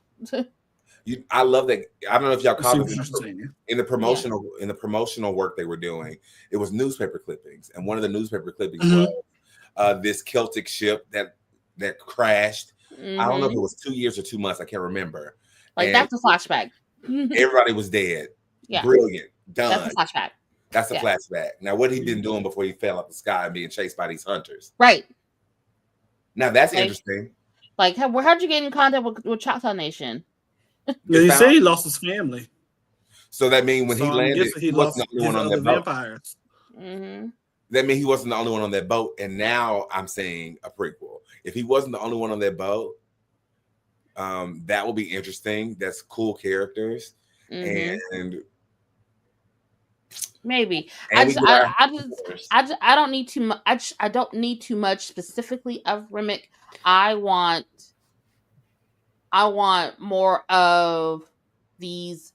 I guess because we have these groups of people where there's a lot of like ancestral folklore and storytelling that could really be explored. But and you can with Remick as from being Irish, but it sounds like it goes too far back for me to want to like really sit and listen to, because I really want to see how much it connects to where we are up until like 1932.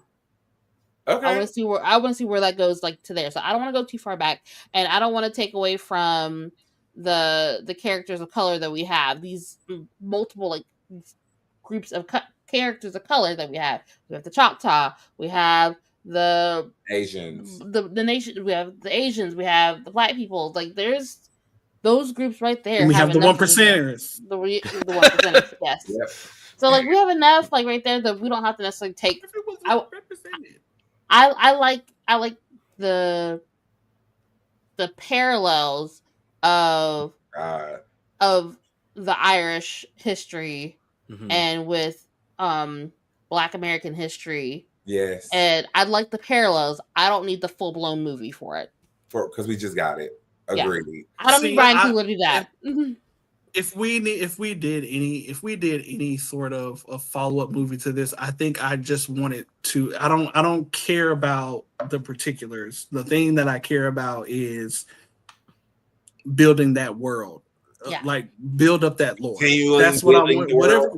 Whatever movie, whatever scenario you want to create out of just helping us understand. Diving more into the music, diving more into the magic, diving more into the source of the darkness that even arrived here. Like, okay, we know Malik or Limnick, whatever. I would say Malik too. Remick. Remick. It's a weird name. It's a perfect villain Irish name. Mm-hmm. And so it's like, give me that, like where the source of the darkness started from. Build that lore of how we fought that in different time periods through different means, and for those people who did come along, because I mean, if he's still playing music, there had to have been times, to your point, where he was playing music and he might have into that source unwillingly, like he had to figure out how to keep himself from doing what he did before. Mm-hmm. Right? But if he made a career out of all this to a point where he's famous and performing on stages, he's had to have encountered different types of darknesses and develop some means of defense for them, whether that be he met people who protected him or learned more about the magic or just all of that. Like, give us something surrounding all of that. Yeah. Like, but I mean, that's exactly right. But I get how intentional he was in making this not just about traditional vampirism. It's vampiristic on so many different layers and levels that it's insane, including colonization. Mm-hmm. Yes, that's what I'm saying. Like he's touching on so many different variations of vampirism throughout history that. It was beautiful for what it was in its moment. Even if it goes nowhere else, and it's nice to see a vampire that wasn't necessarily part of the Civil War, so that's cool. I mean, along cadences, like I do like that it's not current sexy Western vampire. Oh God, thank you. It's legit, like a little bit scary, but also like kind of like. Alluring. Influential. It was creepy. It was creepy. It was creepy and annoying. I said this earlier, Pam, but like Ryan Coogler understands how to make compelling antagonists to where like this is not about if he's right or wrong. It's about how he's approaching it, because he's not racist. He's building community. He's trying to literally take back what was stolen from him and us, and through our means, appropriate our skills so he can get back to his source, which his disease or prevention. He even clocks. Sound familiar? Yeah. He clocks those the couple because they have the hood in their damn house. He clocks them. He's like, oh, and their opinion is shift. Like when they meet, like the three, because it's Remick and the husband and wife. Their opinions have shifted. They're like, oh yeah, we were part of this thing. That guy's my uncle. He's the Grand Dragon or whatever the crap he is. He's like, oh, this is what he was gonna do. And they're like, we're not cool with that anymore. I was like, oh, like that's kind of a good thing. Like that's good job. I mean, but the illusion of allyship. Yeah. Exactly. But Killmonger. Disguise is a desire for fellowship. Yes. Yeah, it's weird. So along these lines, with with the weird, like the different take on vampires, Annie seems to know a lot more about Haints, and it's interesting to me. Like you're gonna like the things that are gonna get passed down to you are the things that seemed important. So I'm wondering if Annie has someone in her past that's like, oh, I dealt with Haints. That's a thing that you need to know about, because Annie seemed to be like, these are the things we need to know. And then she's like, oh no, this is vampires. This is like a whole other situation. And that's why I was saying that it's not just because of her gifting or her lineage. It's also the location. Yeah. I'm wondering if that would be kind of interesting to see someone's take on, hey, okay, what is this? Like, what is this monster to us? Like, Yeah, what building is that lore of the world. Yeah, what is Annie's whatever her predecessor And was? the best way to do that is using Sammy and his interactions throughout his singing career with different creatures or demonic things that want his gift. And does he take it? Could they actually kill him in that bar? We don't know. Maybe they couldn't even kill him. He lived to be 90-something with this scratch on his face and this heart attack. I'm sure he probably had one. He said he woke up paralyzed every morning when it happened. Right. So I'm just like, this old man who's still playing and can sing, you have to have something. And I ain't seen no mojo bag on you. So I want to see, and Sammy is beloved by the world as his first role. What a great, affordable way to make a new leading man of this thing. And of course he will bump into them. Well, no, he didn't. He was shocked when he saw them alive. Yeah, So maybe we'll never see Stack. Yeah, this is the first time.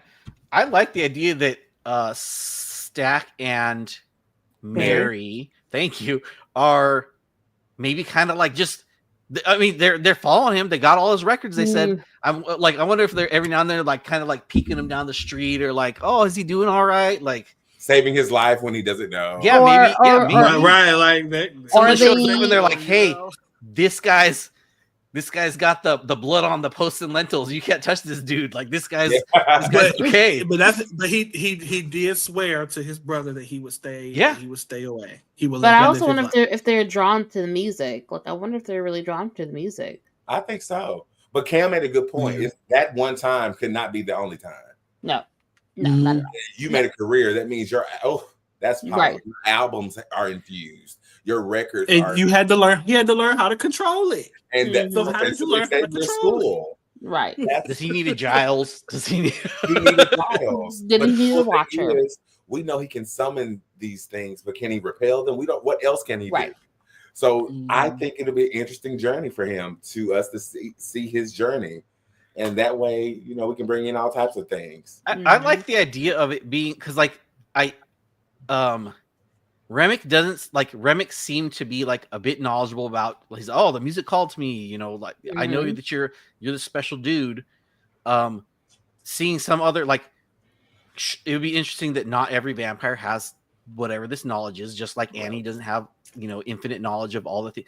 Like the idea that there's this other a banshee or whatever that's like I heard this thing that you do, and to me it means something else. It's still strong and powerful. I want you for some other reason. Imagine the first time his song is on the radio. That's a movie in itself. Who knows? It has broad appeal. Who does that attract? Who does that bring in? Entice? Do whatever you want to do. I'm open for it. But to your point about all vampires may not be able to sense it, but it feels like if you smell steak being cooked, you smell steak being cooked. Yeah. And you may not know that this steak is going to transcend you to your ancestors. I smell steak and I'm going for it. Sammy's going to play his rendition of The Witch's Road. He's on the Witch. That's all I wanted. All we need is Sammy on the fucking Witch's Road. Thank you. I got to write that for Wednesday. We need Sammy on the Witch's Road, his own version. He's going to run into Agatha and... Goodbye. Just see myself out, guys. Just let me just close this out.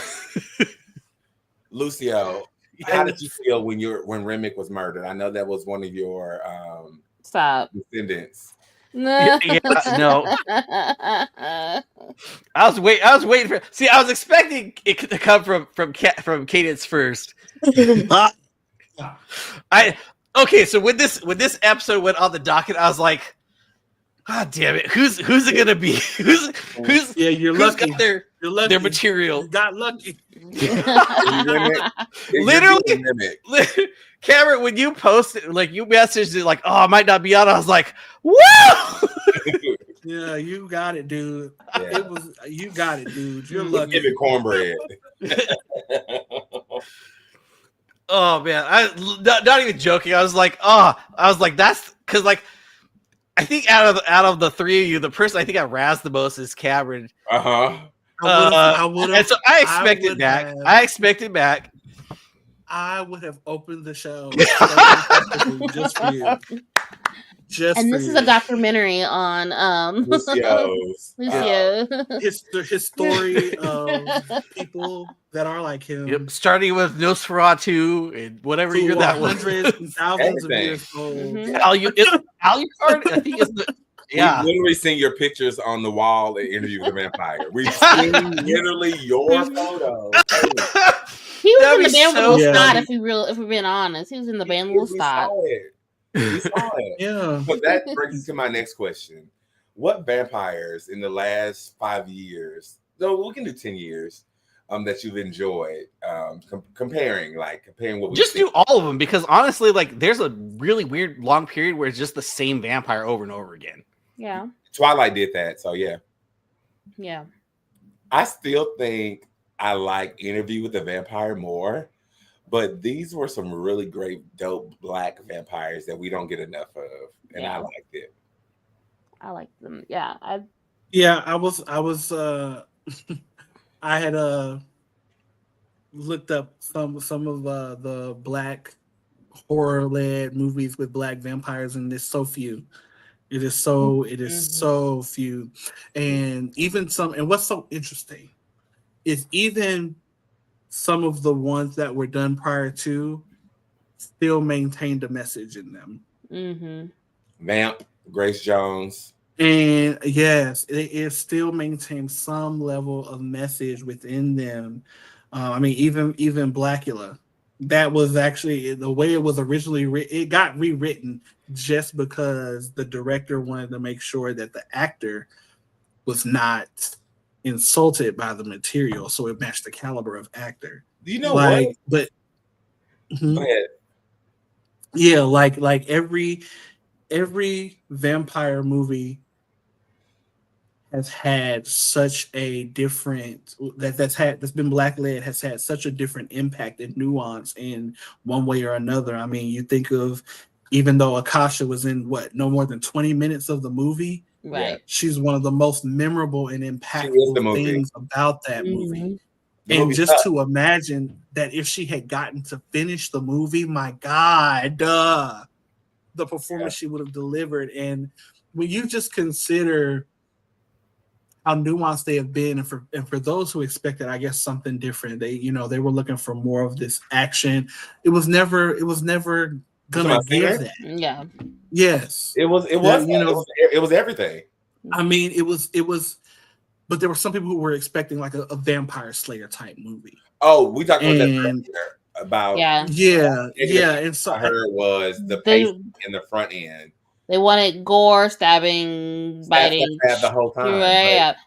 No, I think they wanted. What good is that without character development? And that first end was all character development. It was some people that it was some people that weren't a fan of. They felt like it just had so many different things going on at once. And, I heard that too. And I will say that it could have been a little bit cleaner, for sure, in terms of the story, maybe, or not story, but the way it was executed, maybe, sure. Some people, I don't think we needed as much of Sammy in the beginning as we might have thought we did, in terms of the whole background, like intro, but like the church part, we understand that the responsibility. I don't know if we really needed how important he was in the household kind of moment. When he was going through the house, making sure the kids was up after he picked cotton early that morning, and I don't know. I think that was just part of the way to kind of juxtapose him and the brothers, him and the twins, because for sure. Because like that's just kind of like, he seems like a responsible young man raised in the church. He probably would, if push come to shove, he probably would follow in his father's footsteps, and he takes care of his family. I think that's just kind of gives you an insight of like what kind of young man this person is. But not even just that. So don't get me wrong. I'm not. For me, I'm not saying that. Yeah. It didn't have any value.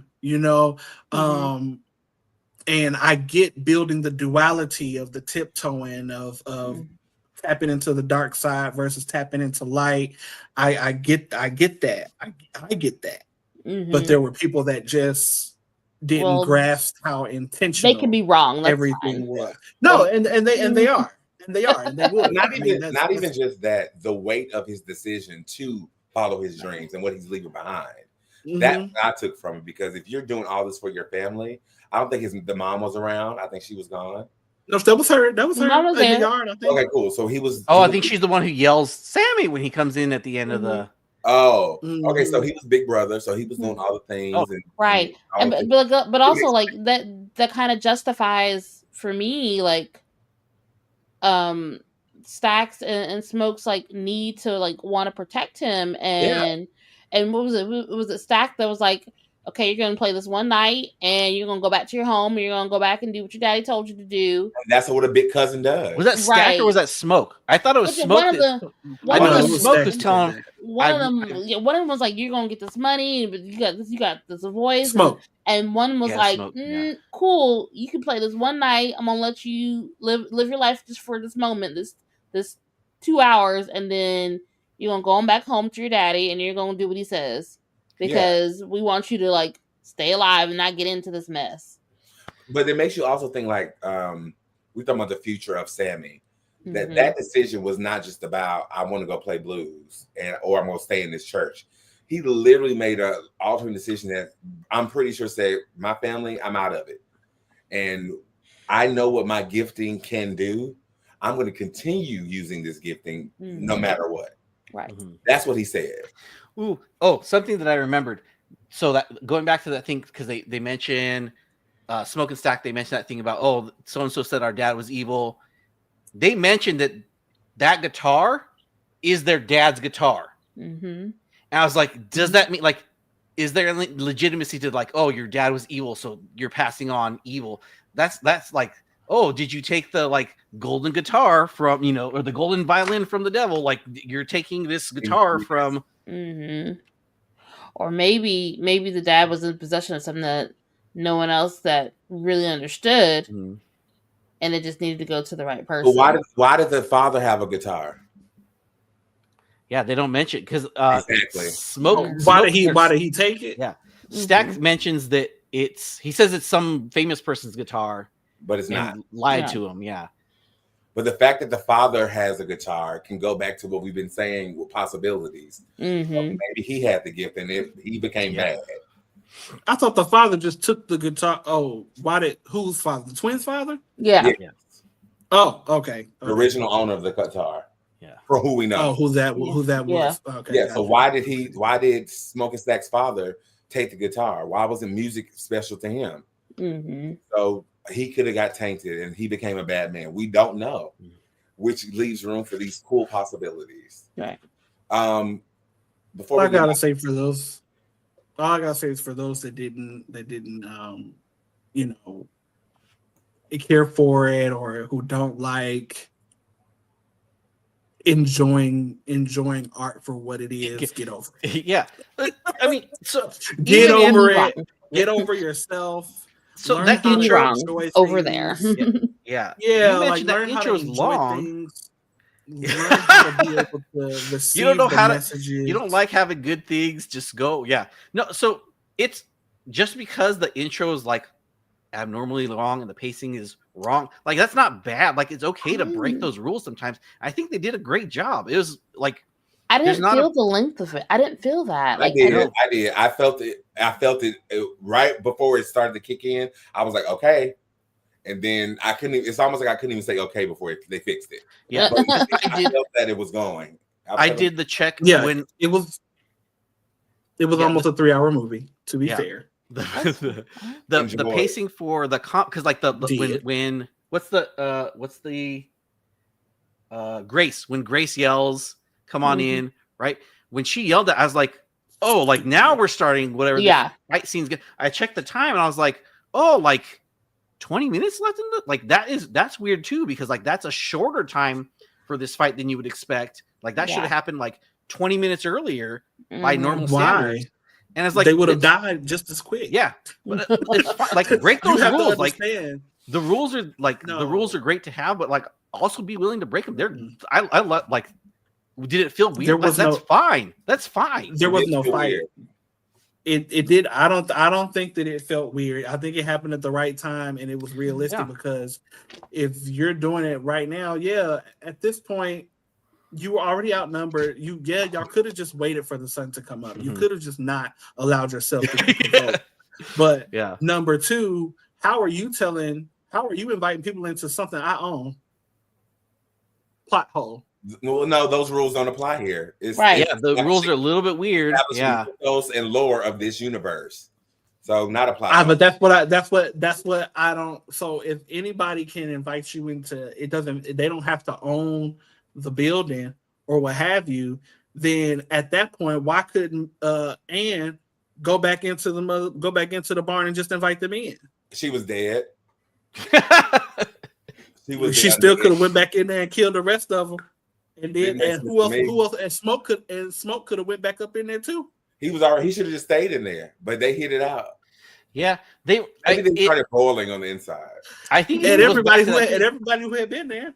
Remick keeps offering. Remick did keep because they could have just Mary probably could have just killed all the people who were left by herself. But I think that Remick, it is a little bit insidious too. That Remick's like, I'm like, it's okay, come back out. We're gonna offer it to them. We're gonna take them regardless, but we're gonna keep offering to them. And it's like, it's a little bit creepy. Like it's like I'm gonna offer you consent, but you kind of don't actually have it. Right.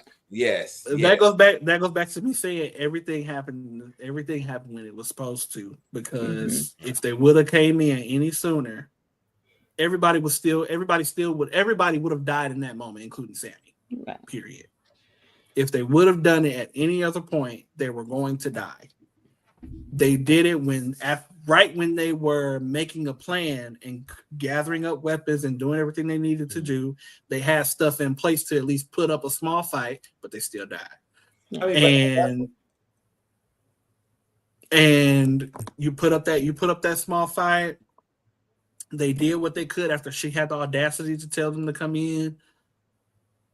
And that's what we got. I'm not saying the Avengers moment needed to happen any sooner, but I do think that it could have been an opportunity to increase some more something so casual viewers wouldn't feel like they're watching something else. I personally thought that it was great that I felt like I was watching a drama and not actually horror until it became horror. I thought it was beautiful and masterfully done. And I think prolonging it, breaking the rules, correct, Lucio, prolonging the Avengers fight sequence and the conclusion paid off in this because you want to care about these characters and they made you care. They made you see the dynamics that everybody have. That this is an actual community and it made you understand Remick's thirst for what we have. And you can't do that in shooting bow and arrows the whole time. You wanted the Native Americans to come and say that they know, ma'am, they are the Magi, the wise man. They know to shut shit down. They're at home. They're at home. Where they're supposed to be. They said, y'all didn't want our help. We're going home. Bye. We're not getting them this go round. No. Possible future. Yeah, beautiful. You know what? If they're still alive in the morning, then we might come back. Yeah, but we handled everything. We did our warning. Y'all didn't listen. I like the idea of those people. They didn't warn the right people. They go back to the house the next day. They're like, "Yep, yeah, we were right. Yep, got them. Told you. Well, let's find somebody to help us track them down." Right.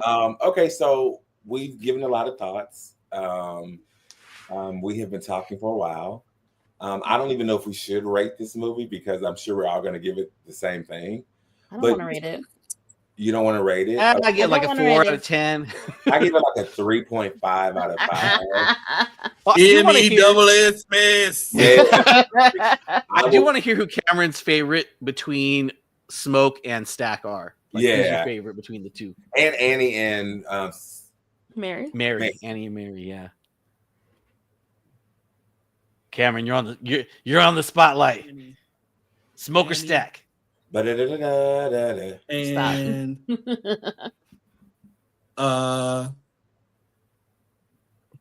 Smoke. Smoke. Who did you pick between Annie and Mary? I said Annie. Okay. Annie. I think that's kind. Yeah, it's like. I really like that actress. That lady's so good. Yeah, I'm so she's proud of great. her. Well, I'm sure we're going to give it the same thing to all the haters. Fuck off. To all the people who love this, go see it as much as you can. We already getting the coin, and Ryan's fighting for his original rights to the screenplay, to everything. Mm-hmm. So he's a smart man, and we, like I said earlier, we must protect him at all costs. And whatever he does with this franchise, but we know it's not over. Whatever he does, I trust whatever, even if it's a brand new story about a new person with a different gift in a different situation, we're gonna show up and watch it. And congratulations to the cast and everyone involved. And that's all I have to say. Just okay, real quick, Wait to see what he's inspired by next. I accept. He had, like, I only just recently seen, like, he had some really cool deals that he struck leading up to this movie. Like, I think in 25 years he outright owns the movie again. He's brilliant. Yeah, it's super cool stuff. Yeah. Yep. Craftsmanship. 3 out of 10. I give the movie 3 out of 10. No. See it. Okay. Enough of this Black trauma. Okay. We're slaves. Wow. I did not say that. Yes, you did. We heard you. And on that note, lead us out, Tamon. I am Tamon Kane. You can find me everywhere on social media and here on Geeking Out and Scream Kings and Scream Queens. I'm Lucio Banner at LucioBan79 on a bunch of stuff. I'm mostly here, usually harassing Cameron. I'm Ricky Z. You can find me at Ricky Z _ social, or on Ricky _ZTV on TikTok. And this summer I'll be possibly doing some other stuff called Ricky's First with some more horror films. And you can also find me on Scream Kings and Scream Queens. Yeah. Hi, I'm Cadence. I wasn't really here. This is just the AI. No, but I'm Cadence. You can find me on Facebook, Cadence Novocaine, and on Twitter, Cadence Third World.